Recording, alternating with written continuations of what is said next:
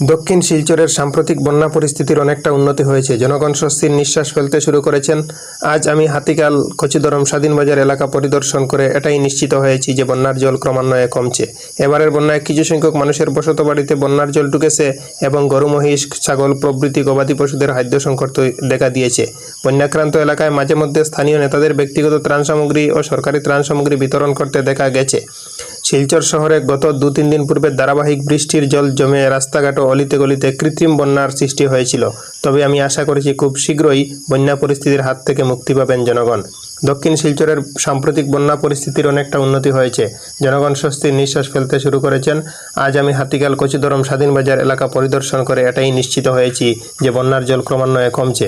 এবারের বন্যায় কিছু সংখ্যক মানুষের বসত বাড়িতে বন্যার জল ঢুকেছে এবং গরু, মহিষ, ছাগল প্রভৃতি গবাদি পশুদের খাদ্য সংকট দেখা দিয়েছে। বন্যাক্রান্ত এলাকায় মাঝে মধ্যে স্থানীয় নেতাদের ব্যক্তিগত